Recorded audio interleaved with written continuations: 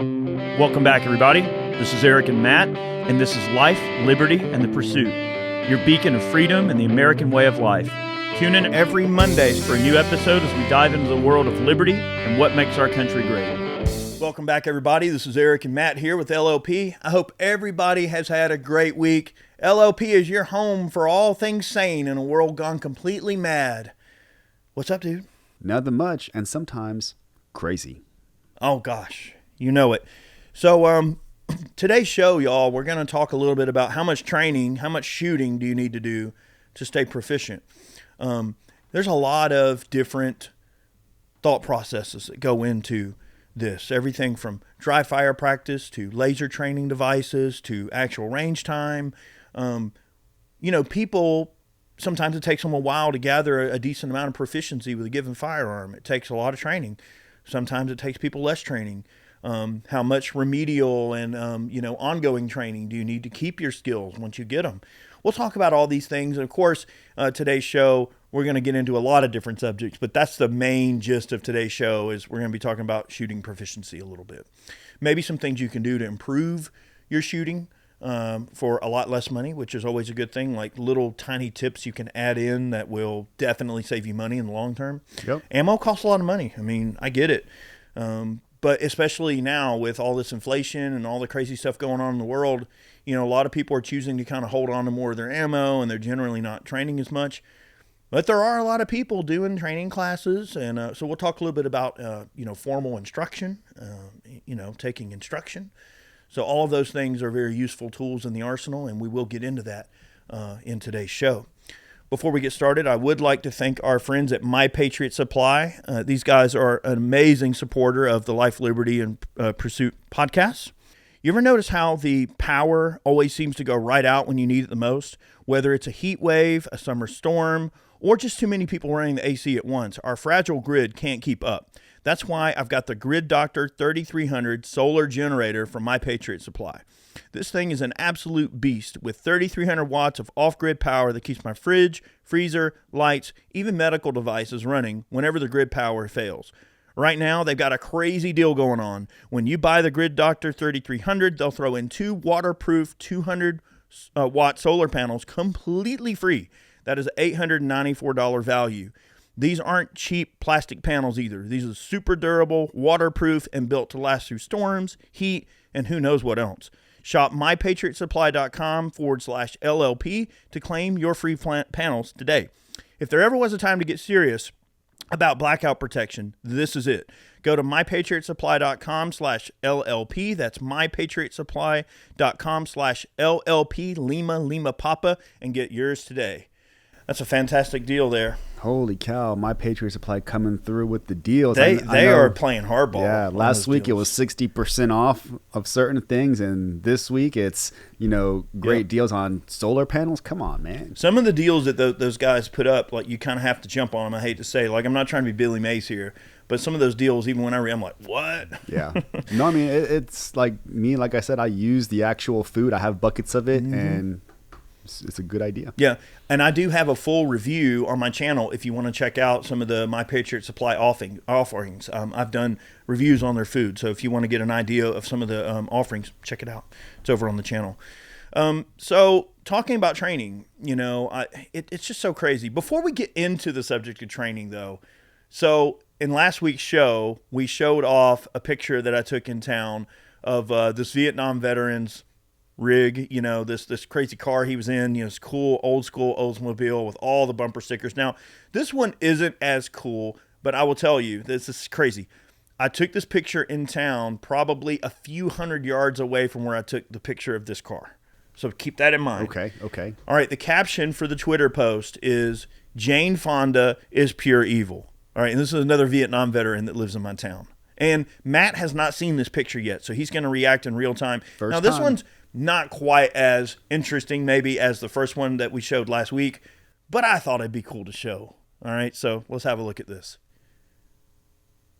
Ooh, that one's spicy. Yeah. Oh yeah, and I'll read it. Yeah, Read it. It's like it says, Vietnam vet and damn proud of it.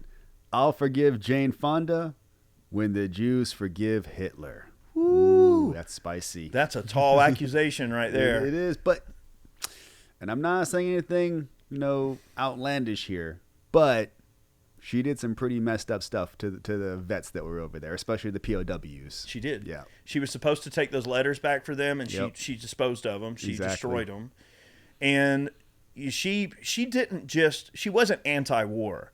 She actively applauded the efforts of the communists when they hurt and killed U.S. service members. I mean, that's treason. You know what I mean? That's a very treasonous act. Yeah, like she went to like the Hanoi Hotel or wherever where they were actively torturing. Yeah, the Hanoi Hilton. Yeah. And, the guy was like, please, can you give this message to my family? And she was like, no. No, she said she would, and then she said, yeah, I'll take it, and then she destroyed it. Well, that was the letters. So she had the letters, but this was they asked her like just to give it to them like verbally, like, hey, if you're not going to give them the letter, like just pass this message to my family. My gosh, and she's like, no. I'm like, oh my God. I'm telling you, there are so many Vietnam vets that are going to, like, if they're still around by the time she's gone, they're probably going to take a good piss on her grave. They hate Jane Fonda, and that's one of those things that goes around in the Vietnam veteran community. Like, is just universal hatred for Jane Fonda. There was like so many like cadences, like marching cadences going against that. It was hilarious, man. It's true. It's true. I mean, when Jane Fonda makes it into your military march, that's a sign that she's not liked at all in that community. But anyway, I thought that was an interesting picture. And when I'm in town, sometimes I'll just take like random pictures. And so each week I'll try to share a funny story from the week or a picture or something. I always like to try to, kind of add that in there. I like this segment. I'm going to start trying to snap pictures if I see them out too. Like, hey. Yeah. If you see something crazy, take a picture and we'll share it. I took a picture at the grocery store the other day of a dog sitting in the driver's seat of a truck. And the way he was sitting up, he almost had like his hands up like he was driving the truck. And that's innocent. Little paws on the steering wheel. It's innocent and it's dumb, but it's like sometimes you just, I don't know, you feel compelled to take a picture. And in that moment, I felt compelled to take a picture of that bumper sticker because I thought it was cool. Yep. And anytime, because the vet that's driving is a Vietnam vet. So, and a lot of those guys are getting older now. So it's just always interesting to see what their perspectives are. I would love to have like one of those guys, maybe a few of them in to interview and talk about some of their experiences. I think that'd be a pretty wild thing to hear. It's also like super rare to find now. Getting more rare to find is the Korean War vets from like when you start hearing stories of like the Chosin Reservoir, like. Man, if you could just sit down with one of those guys and just hear the stories that they have to tell. Those Marines had it rough. Oh, yeah, man. Those guys got really hemmed up. Like frozen, golly. Talk about bad. One of my old guitar teachers, his grandpa was in that battle in the Chosin Reservoir. Yeah. And oddly enough, his picture was also on the cover of Time magazine. Really? That's awesome. Yep. There's a very famous photo of this extremely exhausted Marine from Time magazine. And he's like sitting there and he's got 1,000-yard stare, beard, his beard grew, a whole lot. And he just looks like you can tell he's just been through absolute hell. Right? And that picture is my old guitar teacher's grandpa. Man, that's crazy. So, yeah, I remember when I still worked at the music store. And this has been a long time ago. This has been like over 20 years ago. I remember he came in and was like, yeah, I want to tell you my grandpa, passed away and all that. And he showed me some of the parts from, the memorial and everything and the eulogy and everything. And I was like, wait a minute, I've seen that picture before. He's like, yeah, he was on the cover of Time magazine. Like, oh, that's your grandpa? I'm like, wow, small world, So it's just so strange. Like when you think about the brotherhood of military and, what people will go through for each other. And you're always constantly reminded of those things. And I think it's important to keep the spirit of that stuff alive. And, it's important to hear the stories that these guys have to tell because a lot of them don't want to talk about it. They don't want to talk about some of the things they've been through, whether it's too traumatic for them. Maybe they saw someone close to them die, which of course is not easy. Or maybe they participated in some extreme violence and they go, wow, I don't want to talk about that. Mm-hmm. The real ones don't talk about it. That's how it's some traumatically crazy stuff that happened to them. When they don't want to talk about it, that's how what they went through is truly messed up. Man, there was a great YouTube channel, and I forget what it's called, but it's a non-profit like war historical YouTube channel, and all they do is interview like vets, like World War II vets, like Korean War vets, Vietnam vets. Eventually, they're probably going to get it to the GWAT when we start getting up into that age too. But like this, they do such a great service of just letting them explain the story in its detail. And man, when you get into it and they start like the Chosin Reservoir, they're telling like, hey, we were throwing hand grenades for hours, just like throwing nothing until you run out of hand grenades. Yeah, they're like, my arm, I couldn't pick anything up. I'm just throwing grenades at these people. Boom, boom. They're jumping on quad 50s and they just run the barrels out. Like he's like, they're melting barrels on quad 50s and the people are still coming. Could you imagine that, man? Could you imagine shooting at a hill with a quad 50 and when the barrels, it's a hill of people. Yeah. And when it's a wave of people, the barrels melt, the people just keep coming. Right. Oh my gosh. Yeah, man. But it's not a hill. It's like a wave of people. Yeah. You can just see uniform wool moving down. Wool melting They're down. Just climbing over each other. Whoa! Just coming over. So crazy. Yeah. I mean, so it's interesting. Before we get into today's show, I'll kind of talk a little bit. It's interesting that North Korea has also been sending troops to Ukraine. Yes, sir. Not to get off I don't want to get off on this. This is not the tangent that I want to discuss, but I just want to mention briefly how it's been kind of telling how the somewhat limited combat effectiveness of the North Korean troops is pretty telling. They've experienced some pretty heavy losses. Now, to be fair, the Russian commanders, the Russians are ultimately in command of these men. And what do you think they're going to? They're not going to put them in a position that is going to, be a good position for them. They're going to use them in a very terrible way. Cannon fodder. The talk is cannon fodder, human wave tactics, and things like these. And there's this one video that it keeps coming back and just freaking haunting the crap out of me every time I think about it. And it's this drone footage of getting close to a Korean soldier. He's a North Korean soldier. And the guy's absolutely terrified. Pure terror. And it's like, you can't manufacture that. Like, you can't fake that. You can't, Hollywood can't show that.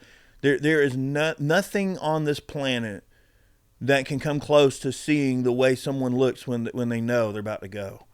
And the dude was absolutely terrified. And you could tell in that moment, like, he felt absolutely helpless. Like, didn't know what to do, didn't know what he could do. All he knew, he was there, probably forced to be there. They probably threatened his family. There's no telling what brought that guy to that point. But to see what I view essentially as an innocent man. I mean, because a lot of those folks aren't there by their own will. Oh, absolutely not. Nobody volunteered for that. Right. And so in my mind, you think, this person, okay, is this person innocent? Maybe not innocent, but they are relatively innocent in a way. Because it's like, the guy's already lost. Like, he knows that he can't win against a situation. So it's like, some of these drone attacks, what really gets me is like, you've seen some of these guys on both the Ukrainian and Russian side, both.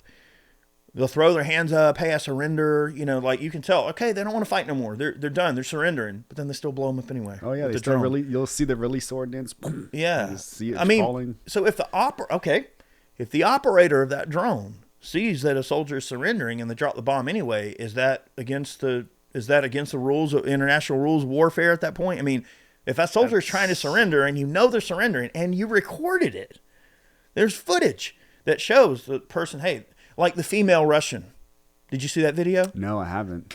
Yeah, so there's a Russian female soldier. And again, I'm not trying to, draw sympathy for either side of the conflict. But still, you see these videos and you think, wow, this is royally screwed up, what you just saw. There's this Russian soldier, and it's a female. And the drone kind of comes down a little bit, gets a little closer. And the lady, she's not even holding a weapon, but she's like waving. She's like, like telling him, no, like I'm unarmed, like basically like, please, like, no, don't drop it. Like, look, I'm not a threat. I have no weapon, like whatever. Like, she's surrendering and just fly into her anyway. Imagine how the feeling of terror when you think, well, I'm trying to surrender. I'm trying to give up, but you can't give up. I mean, there's no escape. That's a And very, it's just very a good drone. point. Yeah. It's not like a person standing there with a gun pointed at you can talk to. You can't reason with a machine. Think how royally But the machine isn't terrifying that has to be. The machine isn't like autonomous, right? So there's a person behind the screen. Right, They can interpret that surrender. Yeah, and they can just choose not to. But that's how terrible is that? Right. Those drone pilots have to be some really screwed up people to think like. I mean, dude, that's royally messed up. And I'm just gonna put this in perspective. Outside of like Reaper drones, right? So you have like Reapers and all that stuff that they have a designated hit. They're like, hey, this person, and they're dropping ordnance on a building, and there's going to be people in that building that aren't necessarily, they're innocent, right? They're kind of collateral damage, right? But you're trying to hit that high value target, that HVT. So Right. it's at that point, it's quote acceptable losses for that mission. But in this particular aspect, it's a drone operator. Right. That person surrendering isn't an HVT. They're just a regular person, right? So that if that was a U.S. operation, those people would be indicted. They would like just call it what it is. Like that would get you indicted as a war crime. Well, it's like when we got Al-Zarqawi. You know, I think there was some collateral damage there. They dropped a bomb on his building. You know, Yeah. he was in, and I think a few of his other lieutenants and people got taken out, but I think some people who, you know, maybe they weren't innocent, but they certainly were not the target, also perished. So it's like, you know, how do you make sense of collateral damage? I mean, what if someone told you your wife was collateral damage or your kid was collateral damage? No one wants to hear that. No one wants to hear that their family member or someone they love is disposable. And that's a really terrible thing about warfare. Anyway, I didn't want to get off on that track here, but I just felt like it related to what we were discussing. Real quick, have you seen the new munitions to reduce collateral damage? It's so they took the Comp B and the TNT out of it, and now it's just big razor blades. So like it's a munition they drop, and now it just it opens up, and it has like 4 or 5 just straight razor blades. So when this thing hits a car, it's like getting hit. It looks like it's been hit with a pizza cutter. It just whap and just like slices it up into like 4 or 5 pieces. But everything inside that vehicle also gets sliced into 4 or 5 pieces. Oh my God. So they'll throw it into buildings, and it's just like a pizza cutter hitting a building. The bright side is that there's no explosion. So it's just like, you know, hitting it and then cutting up everything inside. So the buildings next to it are fine. The bright side, boys and girls, Yeah, is if the you're not bright in the side. room with the razor Yeah, blades, you're okay. But if you're the exactly. one in the room with the razor blades, you're going to be turned into salami. Yeah. Wow. Well, that's where we're at now, folks. Yep. So it doesn't matter how much training you do. You're just going to get, you know, a razor blade drone Yep. dropped on you. All right. So how much shooting to stay proficient?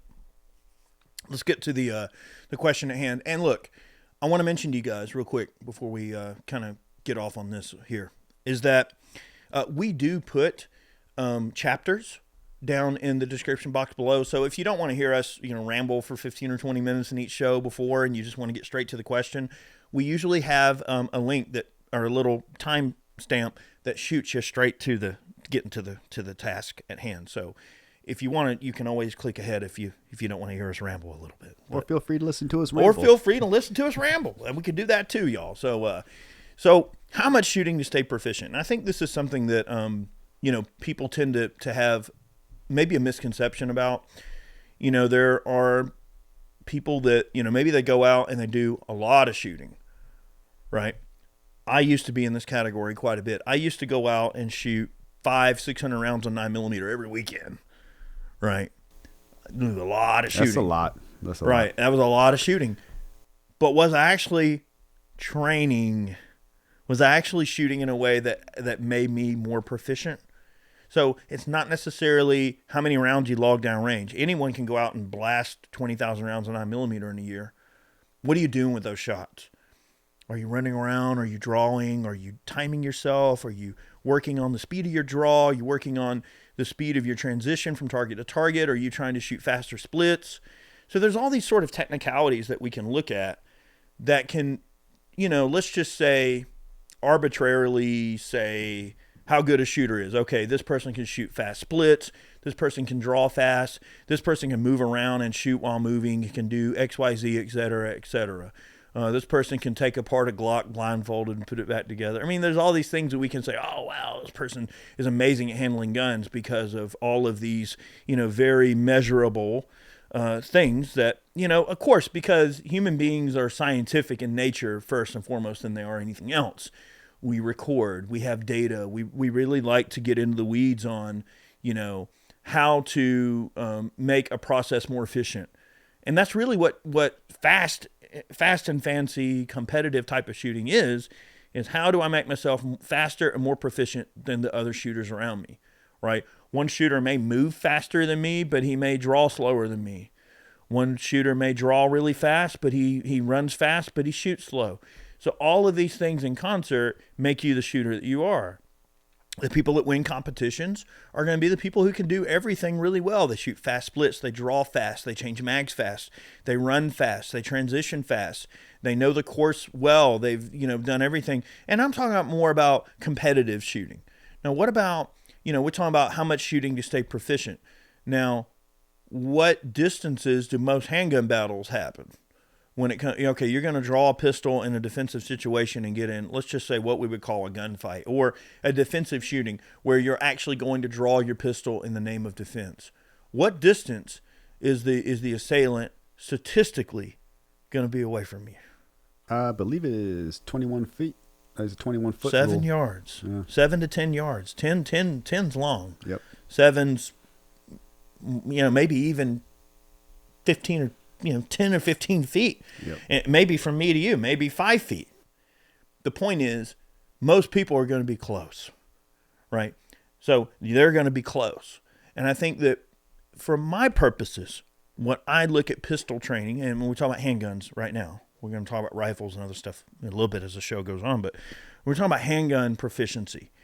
And it's funny, Chad and I used to sort of argue about this a little, not argue, but we would just have our differences of opinion. He liked to shoot little tiny groups with handguns. And, sure, it's great to be able to shoot a nice tiny group and to see how accurate the gun can be at longer range, where I've always been more of an instinctual type of shooter.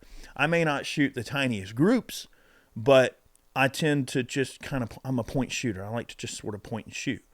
And over time, like you kind of begin to treat the sort of muscle memory of the thing as like, wow, I've actually learned how to shoot accurately by pointing and shooting. So instead of working only on accuracy and you're not even thinking about the minutia of just treating the gun like an extension of your body and looking at the target, not the gun.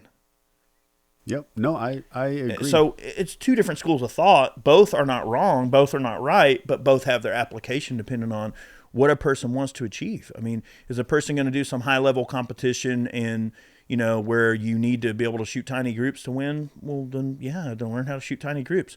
Will shooting tiny groups with a pistol make you a better killer? No. Will it make you a better shooter? Yes. But see, all of those things in concert, just because you can shoot a pistol well, and just because you follow all of the competitive circle stuff well and can do all of these different tasks, it still doesn't mean you're going to have the mindset to apply those skills in a way that is going to make you survive in a gunfight. Absolutely true. And those are great points. And I think that you brought up something that I want to talk about first, which is, proficiency is relative to your result. Like, what are you trying to achieve? Are you trying to get proficient at USPA shooting?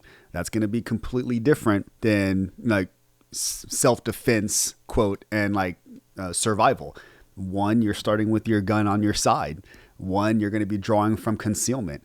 So how do you is shooting the actual meat and potatoes of your training? Not really. It should be presenting the firearm. Anybody can shoot the gun when you get it out. It's how do you get it out? Like, you should, and I'm not saying you should, but a big part that people neglect is like drawing the weapon, defeating the garment, getting up, getting to your presentation. If you spend more time doing that, the shooting aspect will be easier. Yeah. If you can get your presentation to be consistent, then you're not going to have a problem. It's the part of like, I've practiced shooting at let's say you go to the gun range and you're shooting from the bench and you're always picking your gun up from the bench. and then you're putting out static, yeah, you're going to shoot great groups. But how are you when you have to yank your shirt up, pull the gun out, present it, and then shoot?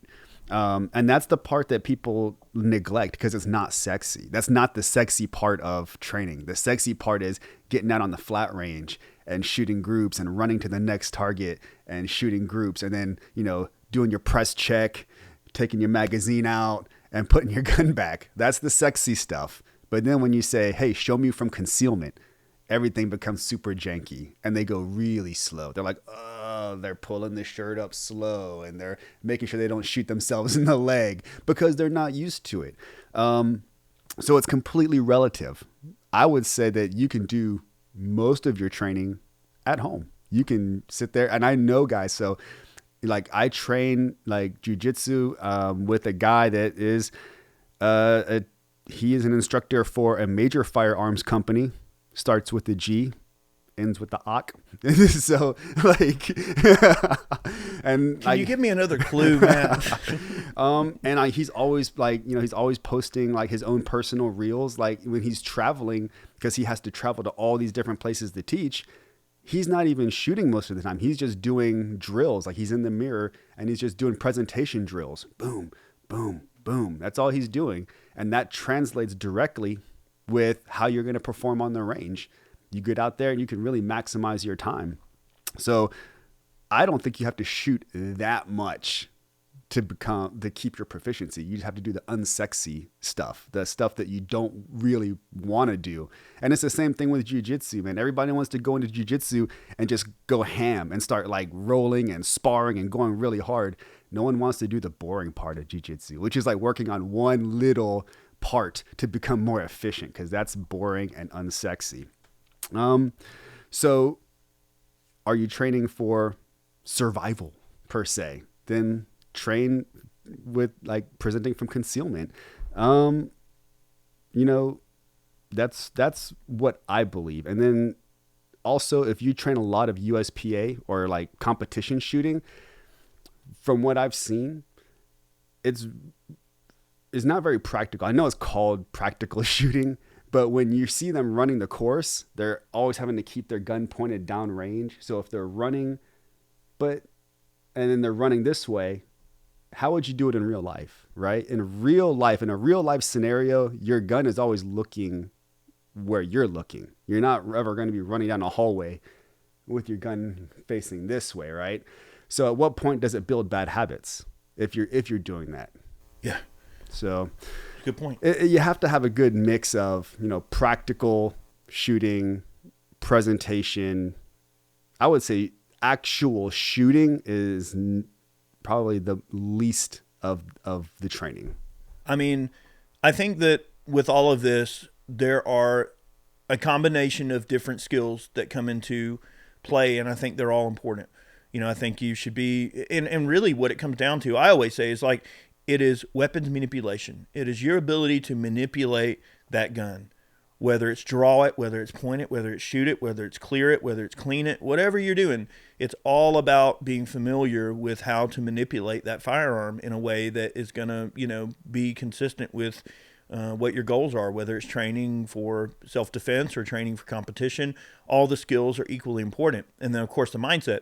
So I'm going to tell a couple of stories, and I might have mentioned these stories sometime in the past, but it's been a while since I've told this one. So I want to tell it again because I think it's very pertinent here, and it backs up what Matt said perfectly. A good police buddy of mine, now he's long retired, okay, been retired a long time. Now we're talking back when Atlanta PD still issued Model 19 revolvers. Ooh, okay, wow. So this has been a while.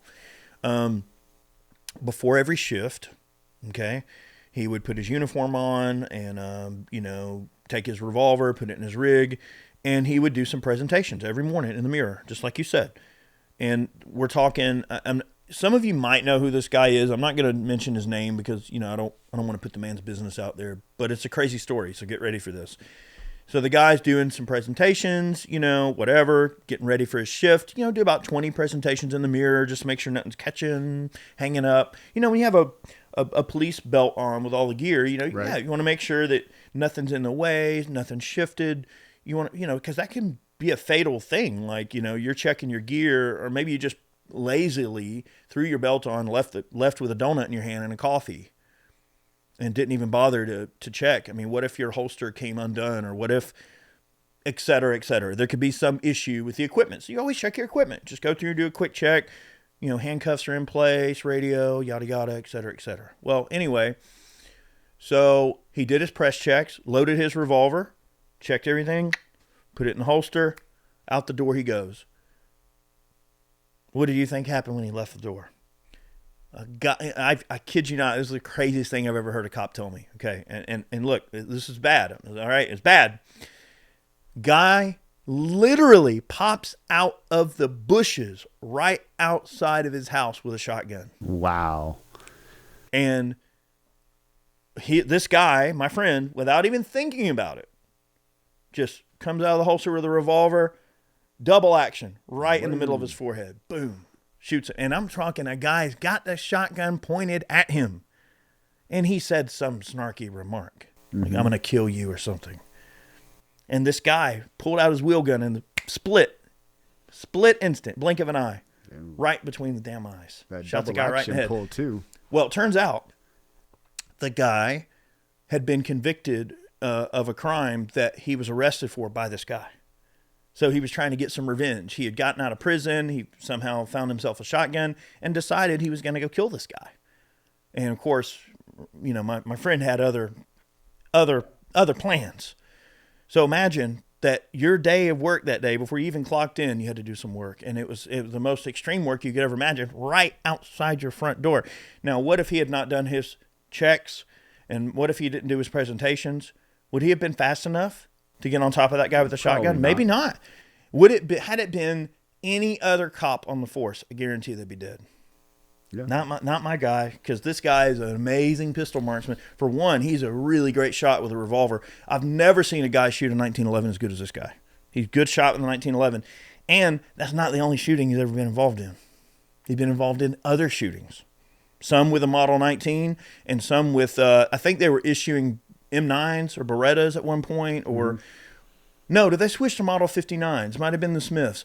But anyway, at one point when Atlanta switched to semi-autos, he ended up shooting some people with a semi as well. Dang. Man. And he retired in like the early 80s. So this is, it's been a while. I'll tell you, man, when you said M9 Beretta, there's one gun I absolutely hate. It's the M9 Beretta. Yeah.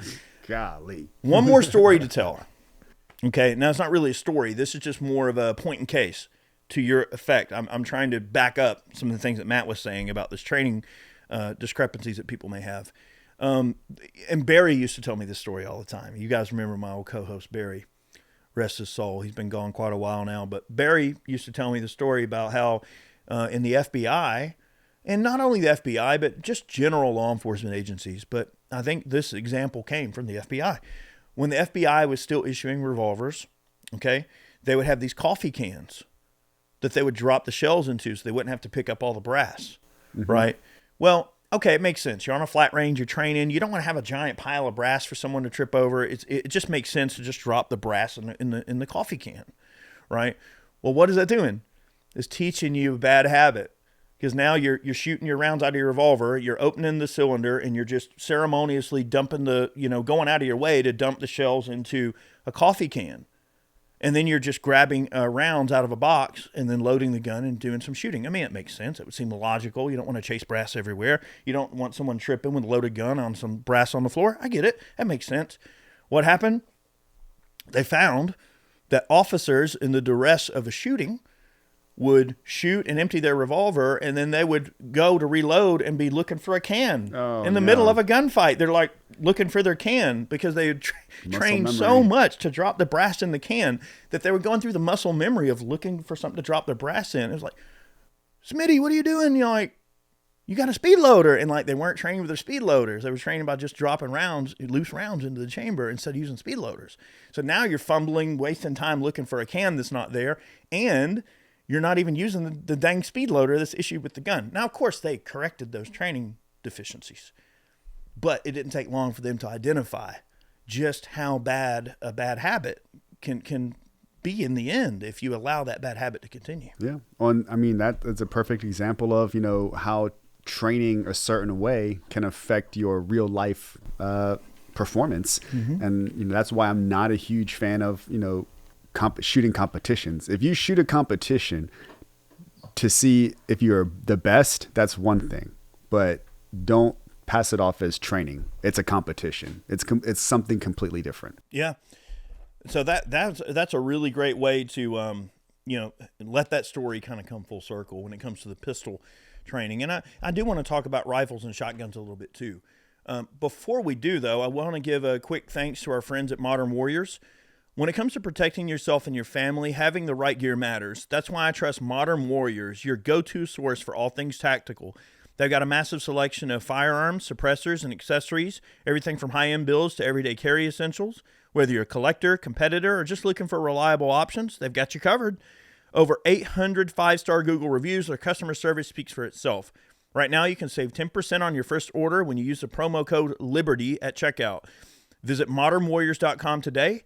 Browse their selection and see why they're not just another shop. They're your tactical specialists.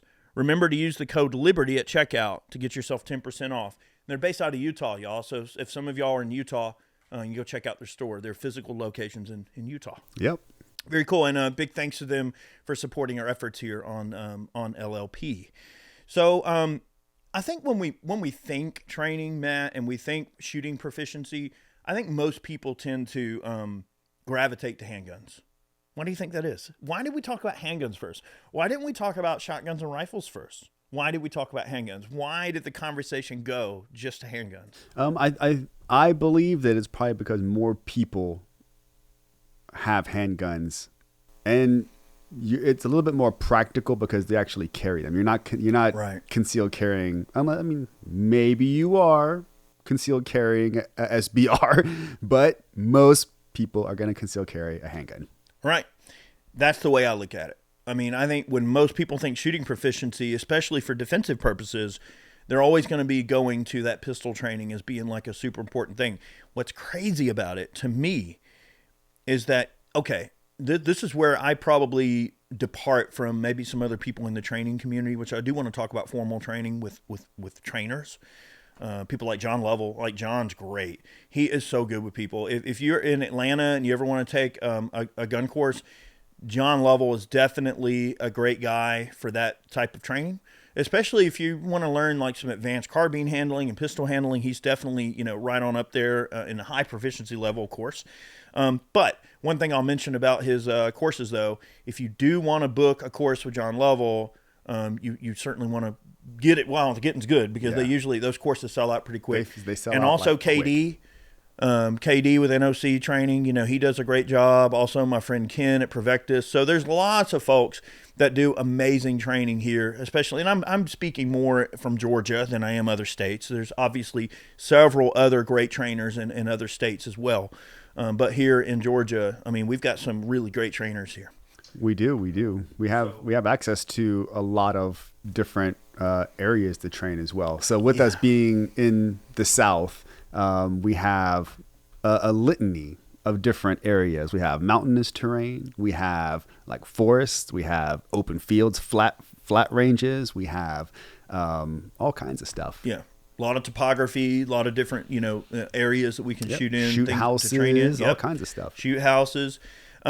And one thing I'll say is, like, John Lovell and I were having a discussion about shotguns. I guess that'll be a good way to segue into shotguns. And I want to sort of get into this conversation based on a conversation that I have with John Lovell about shotguns. One thing that John and I disagreed on was the application of shotguns and how important they are or aren't. And why? And I think the question that I had for him, I was like, hey, John, why do less trainers teach shotgun course? You always see pistol and rifle, but you don't always see a shotgun course for training purposes. And I think his response was more along the lines of, well, shotguns aren't as practical for what we do as, a rifle or a pistol, which I would agree. I mean, if I had a choice between a rifle or a shotgun, I'd probably choose a rifle. Yep. That makes sense. You're reaching for a long gun and you have a choice. Well, then sure, your Daniel Defense Mark 18 is going to be the ticket, right? But I didn't fully feel satisfied by that. And I was like, well, John, do you own a shotgun? He's like, I'm not really into shotguns. I'm like, there bro, you go. Come on. But I noticed Like I saw some of the Warrior Poet Network things that he was posting, and he's been talking about shotguns more. And I'm thinking, okay, maybe I got to John a little bit because you know he's been showing off shotguns and having some fun and just doing some general like fun videos, not necessarily just training, but just showing off cool stuff. Which I remember when John and I, and this has been probably 4, maybe 5 years ago, that he and I had this discussion because he came to my house and of course he saw my gun collection. He was like, wow, like you have so much crap that I have no idea what this is. Like he had such a sort of one track mind on the tools of his trade. You know, hey, he's got his, you know, Glock 19, he's got his, you know, his rifle and that's it. Like for his job and what he did in the military, those are the tools of the trade. So you can't blame a person for being proficient with the tools. So I guess that's a really good thing to mention that, you know, there's a big difference between being proficient with a whole bunch of different random guns that you've had access to forever and having like a very dedicated, specific group of tools that you're going to absolutely master in every way. So I think that he's kind of coming around a little bit. I've noticed he's been playing with some military rifles and, you know, just coming out of his shell a little bit and enjoying a little bit of, you know, other guns than just a Mark 18 and a Glock, you know. So I'm glad to see that. Because proficiency, in my opinion, is a universal thing, right? Like, I always go back to that movie, Black Hawk Down, right? I mean, look, I know Black Hawk Down is a great movie. It's a great war movie. And in Black Hawk Down, there's a scene where the Rangers take control of a recoilless rifle attached to a truck. All right, they capture this recoilless rifle, at least briefly, and not long enough to shoot a few rounds out of it. Yep. Well, if you didn't know how to use a recoilless rifle, you'd be in trouble, wouldn't you? So it's probably important to know how to use guns that you may not be familiar with because you might have to commandeer something that you're not familiar with. And guess what? You're going to be at a disadvantage if you've never held an AK or an SKS or a recoilless rifle or an SVD or whatever. It could be a Venturez. It could be anything. You know, I'm sure even the dumbest grunt could figure it out in not a lot of time, but wouldn't it be nice to have a little bit of a working knowledge of some of those things? So I'm glad to see him sort of, you know, having fun with some other stuff. Yeah. And there were very few trainers that are, you know, shotgun specific. And that's due to the fact that it's hard to run a shotgun. Like it's hard to run it proficiently. It's hard to load it quickly. It's hard to carry enough ammunition to keep it fed. It's just way more technical and the application. So if you watch some of these training sessions, because I've seen some of the higher level combat shotgun training sessions, like, dude, these guys have their fingers taped up because all they're doing is just shucking shells into a shotgun. If it, you know, failure to extract, they're trying to like pull these shells out. It's not as easy as, you know, you're trying to run an AR. You just kind of bang it around a couple times, like shotgun it, boom, something comes out, you're ready to go. But I'll tell you what, if you're on the other side of cover and you have someone throwing 8 or 9 rounds of double-aught buck, you know it. Like it is definitely something you don't want coming your way. So it's just like you're getting peppered with it. I like shotguns, but I am in agreement with you. I think that if you said, hey, pick one, I would definitely pick a AR or a carbine. I think I can just get a little bit more surgical with it. Yeah. And I know I can carry enough ammunition to keep it fed. True. I think there's a misconception that shotguns are not precise.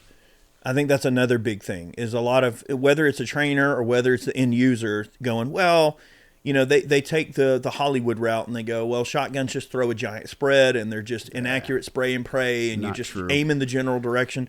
That's not true. Especially when you're talking the buckshot rounds like the Federal Flight Control buckshot, which has the flight control wad. It's very accurate buckshot ammo. I'm talking, it can print a tiny buckshot group at like 30 yards, which is absolutely crazy. Now, that's flight control, which is really, really good ammo. Not all buckshot is going to pattern like that, but it is not impossible to get a tight buckshot pattern out of a good Benelli, or really even some of the lesser expensive shotguns still pattern well with that ammo, which is wild to me because it's really that wad design that makes a difference. Yep.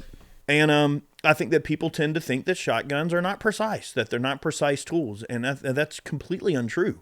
I mean, a good shooter with a good shotgun that knows what they're doing can absolutely lay slugs down at 100 yards, and they still have visceral energy at 100 yards. So I think that a shotgun is a much more precise tool than people, maybe give it credit for. And that might intimidate a lot of trainers who maybe they don't really know the way to apply a shotgun properly. And it is true that, yes, you're even with the most well-equipped semi-auto shotgun, you're still dumbing yourself down to a third of the ammo you can carry in one AR magazine. Yep. So the logistics of, let's just say, supply and demand of the ammo you have on hand, I think someone would rather grab an AR that has a 30-round magazine in it than a shotgun that has 9 rounds in it. Yep. On its best day, has 9 rounds in it. Usually it's 7 or 8. And what are you going to do with those 7 or 8 rounds? Well, let's go all the way back to the original discussion where we talked about distances.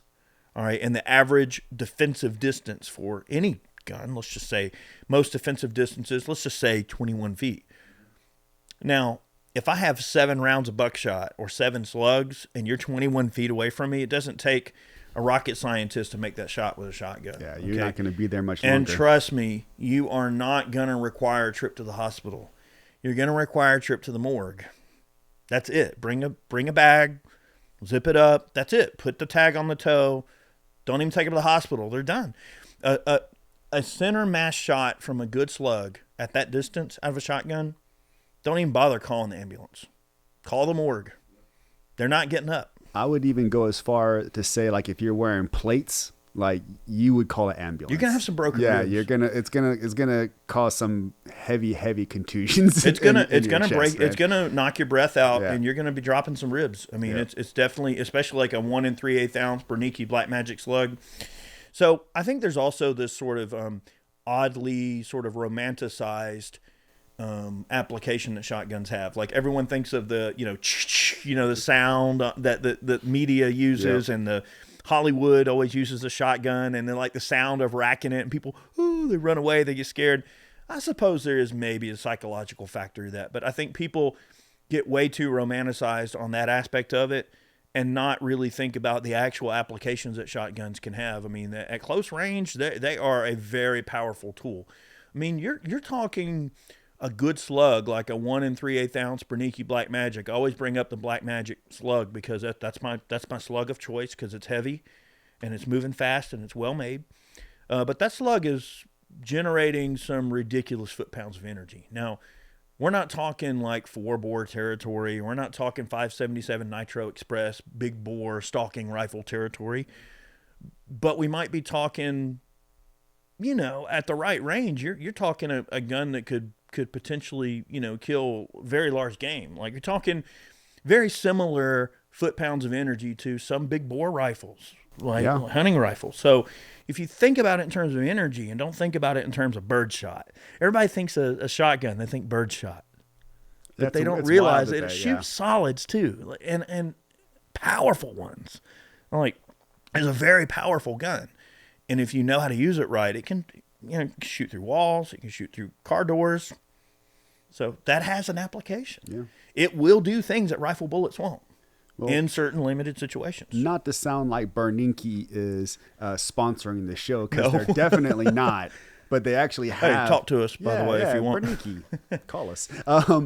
But they have a barrier penetrator round, the Special Forces. It's actually called the Bernanke Special Forces round. It's Special Forces barrier penetrator. It's specifically made like barrier penetration. So it's like, hey, car doors, metal door. Because I know in Iraq, metal doors were a big thing. Like, a lot of the doors there were metal. So you have to those shotgun slugs will do things that rifle bullets won't. Yep. Now, again, we're going to go all the way back around full circle. We talked about pistols and shotguns. We picked on John Lovell a little bit. Good guy, by the way. Yeah. Definitely a good guy. But we save rifles for last. And we're not going to spend a lot of time talking about rifles, because I feel like rifles are this universal tool that we're all going to fight towards. If you had a choice between a shotgun, a pistol, or a rifle, most people would grab a rifle.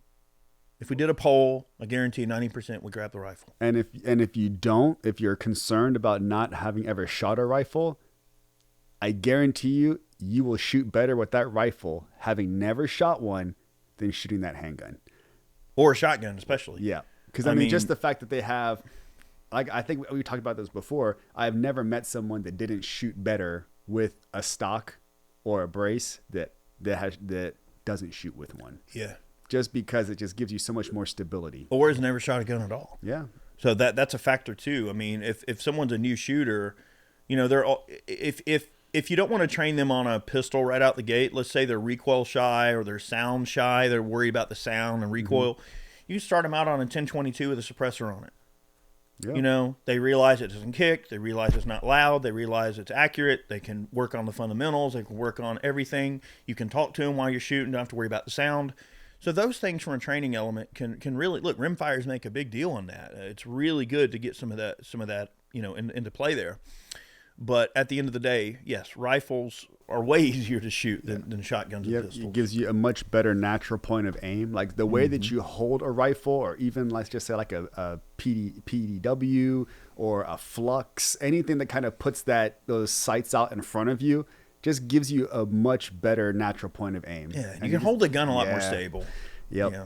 Like when you're shooting a handgun, unless you practice, like genuinely practice a lot, you're going to get a lot of floating. You're going to get a lot of like down and to the left action, because that's where everybody tends to go. I know very few people, Matt, that can come out of a holster with a Glock 19 and place a couple of rounds in quick succession on a plate at like 100 yards or something. Yeah. That's not a common skill for your average shooter to be able to just do on the regular, right? Yep. It takes a lot of practice to shoot that well. Now, could a person of average skill, you know, maybe they've worked on the draw, could they engage a steel plate at 7 yards with relative proficiency? Maybe they don't get them all in the A zone, but they hit the plate. That's much more achievable. Work on getting fast and accurate at the ranges you're going to use the pistol in a combat situation first.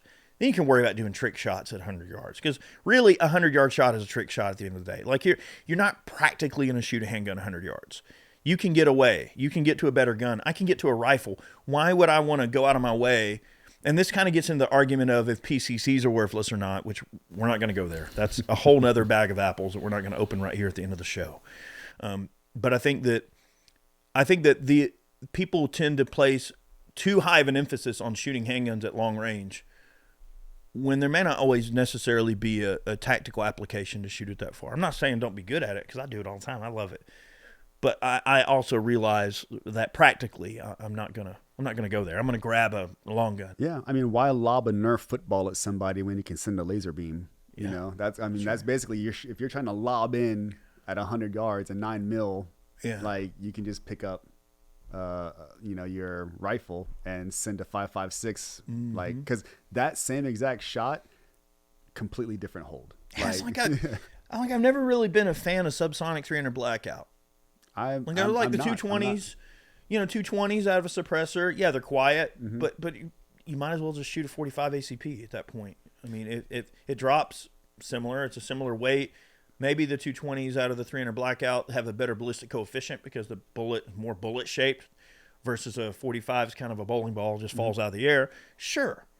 Okay. But you could zero a 45 caliber carbine for 100 yards with a can and just have it for that distance. I'm glad you said that. I'm glad you brought that up. Now that 110 triple shock now is another story. Now that's a monster out of a 16-inch barrel. You're talking, that's a nice little honest contender in a 300 blackout. Well, I'm glad you mentioned that about 300 blackout, because I've never really liked it. It's a fun round to shoot, and it's fun for the range, but that is a prime example of how something was designed for a very, very specific mission. It was designed for special unit operators to be able to go in, shoot something subsonic, very quiet, little recoil, very close range, no body armor. The combatants that you're using this against in the Middle East don't wear body armor, so you don't have the contention. You don't have to worry about having high velocities coming in to penetrate. It's very, very mission specific, and that's because the USASOC put out RFQ or request for a proposal on this specific round. And then it got out to the public and everybody's like, oh, the special forces uses it. It must be like really good and high speed, but it's for a very specific mission set. If you hit somebody with level 4 plates with that, it's going it doesn't have the power, it doesn't have the speed to really do anything. It's coming out of a 7 to 8 inch barrel, very close range work. So I've just never been a fan. It's super expensive. Like you're talking $2, $3 a round on the civilian side if you go and look it up. And it has a place as, it's fun at the range, or if you have some, delusions of grandeur that you're going to go out and like need to use this in real life, it'll work, but not against people that are armored up. It just doesn't work that way. And I know there's going to be people out there that are 300 blackout, they love it, but let's just face the facts, man. That's what it is. It's designed for a very specific mission set that it's not applicable to the current situation, which is probably why they're not using it right now. Right now, they've kind of went opposite. Now they're like, oh man, everybody's got armor. We need penetrators. So now they're going with, what is it? The Fury. What do they call that? Whatever that new round the SIG came out with, 277, whatever it is. Yeah, I mean they went the complete opposite direction. Like, let's make it bigger, stronger, faster instead of smaller, slower, quieter. I think they're going to regret that. I believe so. I think in the long term, I'm not trying to take a dump on SIG because I think they're a fantastic company and they make some really good stuff. But I feel like they're going to regret that decision. Well, look at some of the soldiers you saw recently. Like they ain't passing a tape test, and that's a hefty rifle to tote around. I mean, I was just talking about it today. You're asking an infantryman to tote around a bigger rifle. Yep, more ammunition. I just don't see it in them well. And I think they have had some issues. They've had some issues with the chamber pressures and stuff because they'll work all that out. It's an extremely high chamber pressure in that particular round. But I mean, as far as rifles go. You're right. So everything should be to fight back to the rifle, right? And once you get the rifle, so what are we looking at like practicing with a rifle? Again, we're not talking, we need to work on the stuff that's not sexy. So like, it's easy to get in line, get that natural point of aim and shoot. Now we got to work on up drills. Like, hey, getting up to it. How are you presenting that rifle? Like when you're coming up, there's different rules of thought. There's guys that carry high port and come down. There's guys that carry low ready and come up. And then you have the high speed guys that punch out when they do it. You just have to find out like what works best for you. How are you going to present that rifle for the best outcome? Yeah. And, practicing your offhand shooting, which I know I'm guilty of shooting from a bench a lot because I kind of chase accuracy and I love kind of seeing how accurate, guns can be. And I get pigeonholed into, I don't shoot it offhand as much as I really should, primarily in videos. I mean, when I'm filming YouTube videos on rifles, I like to shoot from the bench because I want to show the potential the rifle can do. This isn't about how good I can shoot. This is how good the rifle can do. And I want people to get an honest representation of what the rifle's capable of, not what I'm capable of. So at least that's the story I'm going to tell. But, it is important to shoot offhand. Before we get any further in the show, we're going to probably wrap things up here in a moment. I do want to give a shout out to the last sponsor of the show today, and that's Allegiance Gold. One of the things I've always admired about President Trump is he believes in letting Americans be Americans, strong, self-reliant, and free. He cut taxes, he fought for our energy independence, and told the global elites to get lost because he trusts the American people to take care of their families and their future. And that's exactly what you need to do right now with your wealth. And let me tell you, while the media spins distractions and the markets bounce all over the place, gold and silver have been quietly climbing, recently surpassing $3,300. They're doing what they've always done, protect value, preserving freedom, and giving Americans a hedge against uncertainty. You can sit and wait, or you can take the kind of action President Trump would respect, smart, calculated, and prepared. That's why I trust Allegiance Gold. They make it easy to roll over your IRA, your 401k, or TSP, or make a direct purchase of physical gold and silver. Call 844-790-9191 or visit allegiancegold.com/LLP. That's Lima Papa. That's 844-790-9191. Right now, you can get up to $5,000 in free gold or silver with a qualified investment. Freedom means protecting what's yours. Don't leave it to chance. Heck yeah. $5,000. $5,000 worth of gold. Well, that'd have to be one heck of an initial purchase. Yeah. Well, I mean, if you're in the market to get that and start investing, then they're just kind of putting a little bit of icing on the cake. That's right. That's all. So in closing, I guess we could say that training is an investment in your future.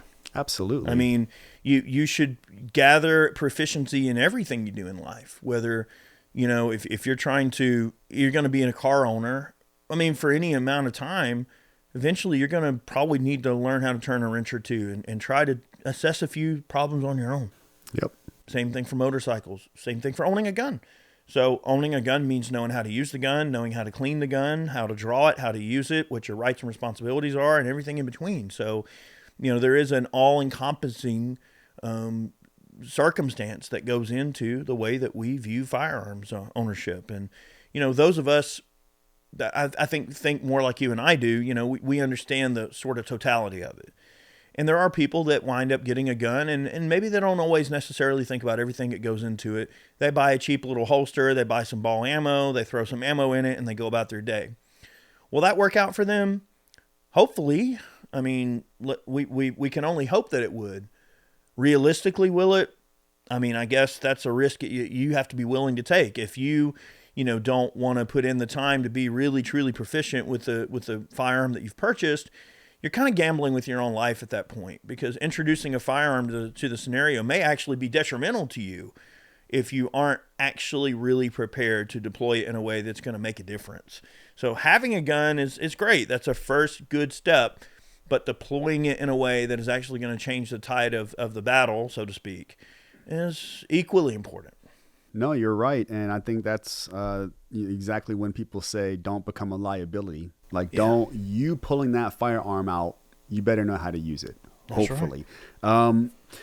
And I would say, I think we had a great conversation. And I think hopefully what everybody understands is that you need to train the unsexy part of everything. It's always the unsexy stuff that, will get the job done. That's right. So hopefully you guys get out there and you can train a little bit more if you want to, and then go from there. Absolutely. Well, guys, thanks so much for tuning in to today's podcast. We hope you enjoyed today's show.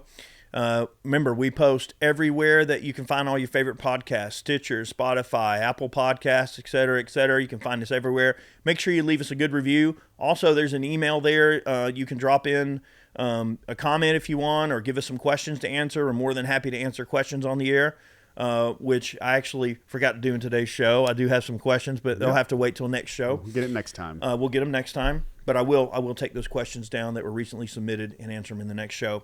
Also, follow us at IraqVeteran8888 on Twitter, as well as, we do post the show every Monday at 9 a.m. Eastern Standard Time here on the YouTube channel if you want to watch this in video form as well.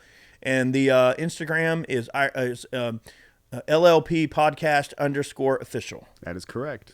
Follow us on Instagram as well. And you can also follow me at IraqVeteran8888 _official. I share a lot of the LLP content over there as well. You have to type the whole thing in, though. I'm shadow banned. So if you're trying to find me on Instagram and you're wondering why I'm not showing up, that's why. Yes, sir. Because I'm shadow banned. Exactly. Anyway, thanks so much for tuning in. Many more on the way. You guys have a good one. Train hard. Thanks for listening to Life, Liberty, and Pursuit. If you enjoyed the show, be sure to subscribe on Apple Podcasts, Spotify, and anywhere else podcasts are found. Be sure to leave us a 5-star review. We'd really appreciate that. You can support us over on Ballistic Inc. by picking yourself up some merch. And remember, guys, danger is freedom. Have a good one.